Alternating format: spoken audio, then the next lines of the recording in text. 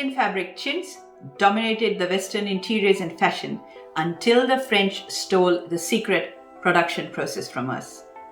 This story of chintz remains a chapter from the Indian history that we haven't heard anything about. We're changing all that and we're talking about it here. Namaste, my name is Mitra and I welcome you to Tejomay Bharat, the dazzling India, a channel to discover Bharat afresh.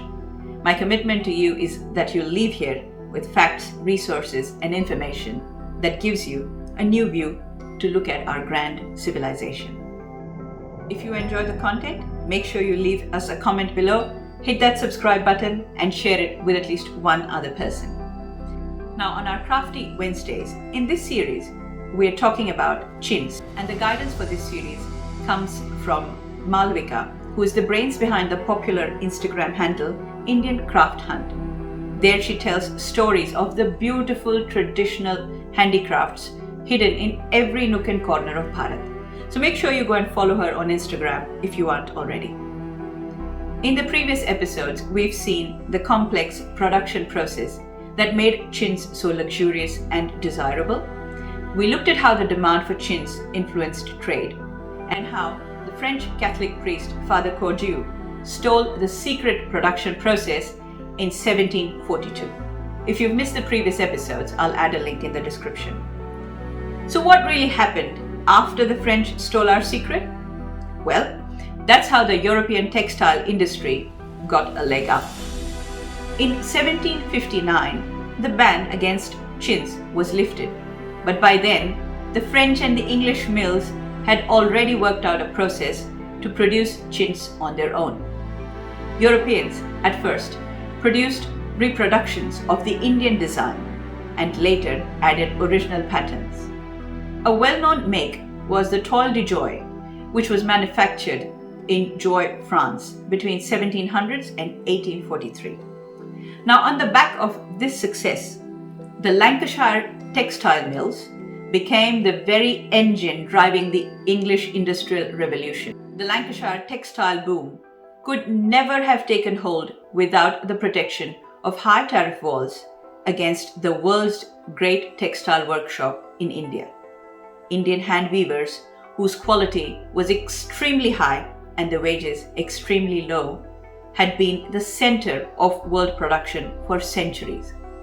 But the British protectionism, in combination with the extension of the imperial power through obviously the East India Company, completely changed the rules of the game, especially for Bharat. The British policy transformed India from an exporter of textiles to a supplier of raw cotton for the Lancashire factories. Their tactics were brutal. They included smashing the hands and cutting off the thumbs of the Indian weavers, while implementing a system of usurious taxes favoring cotton production, sometimes provoking famine in the process. The cheap European chintz lacked the luster and the finish of the original Indian version, and it gradually fell out of favor. The death knell came from a 1996 ad campaign by IKEA. It encouraged British housewives to throw away their fussy furnishings. You see, at the time, IKEA was struggling to sell its cheap modern furniture in the UK, where consumers still preferred their chintz.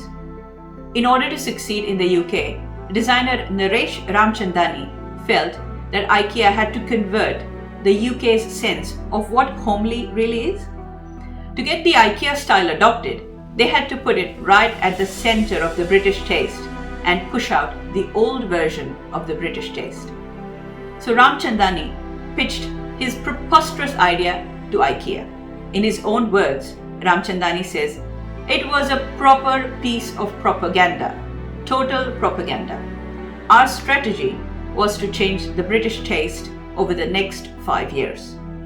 And out of this was born the popular Chuck Out Your Chintz campaign."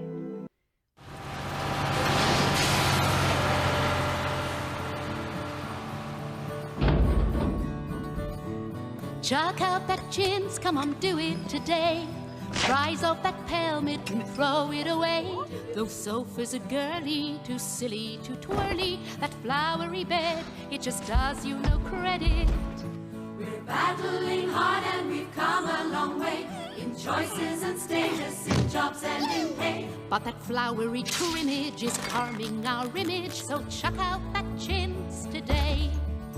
Our homes could be playful and happy and light, loose and informal and stripy and bright. Let's use our resources, let's muster our forces to fight chintz oppression with bold self-expression.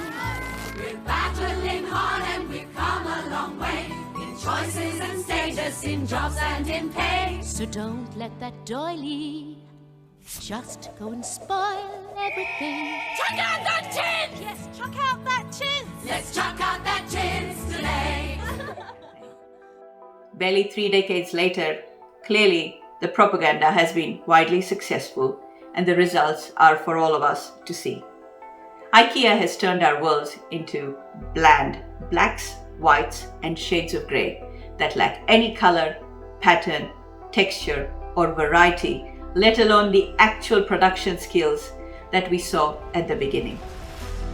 We continue to find the echoes of the chintz revolution to this day.